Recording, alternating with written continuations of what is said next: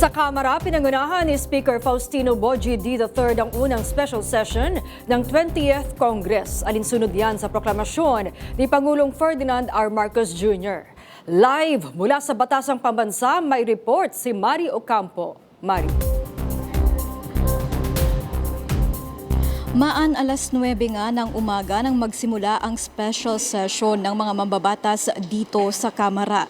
Layunin nga ng special session na talakayin yung mga priority legislative measures ng administrasyon para sa iba't ibang sektor kagaya nga ng edukasyon, kalusugan, nutrition at iba pa nga no. Ngunit ayon nga kay House Majority Leader Sandro Marcos, aprobado na ng Kamara ang lahat ng mga panukalang binanggit sa proklamasyon ng Pangulo. Kaya nga dahil dyan, pinagtibay ng Kamara ang isang House Concurrent Resolution na nagtatakda nga ng pagtatapos ng special session hindi lalampas ng hating gabi ngayong araw din ng Miyerkules. Kaya bukod dito, inihalal din ng Kamara ang 5 bagong miyembro nito sa Commission on Appointments o CA.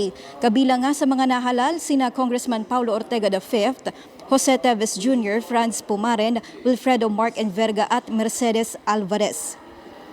Sa unang regular session nga ng Kamara, umaabot na sa higit 200 panukala ang naaprubahan ng Kamara, kabilang na nga ang Kalinga Act, National Land Use Act, Right to Information Act, Anti-Political Dynasty Act at Anti-Fake News and Disinformation Act.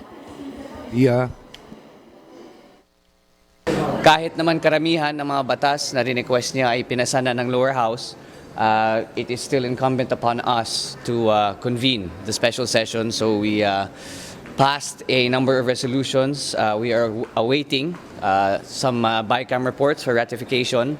And of course, for the Committee on Appointments to appoint and confirm the pending matters to do with the Armed Forces of the Philippines, namely I believe it's the 7 or 8.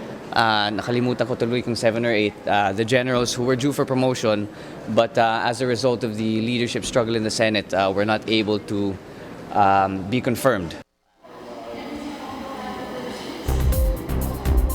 Maan sa mga oras nga na ito naka-suspend o suspension ang suspendido pa rin ang sesyon dito sa Kamara dahil nga hinihintay nila na matalakay doon sa Senado yung mga batas na naipasa na dito sa Kamara para nga ma-ratify na nga ng mababang kapulungan ngayong araw. Maan?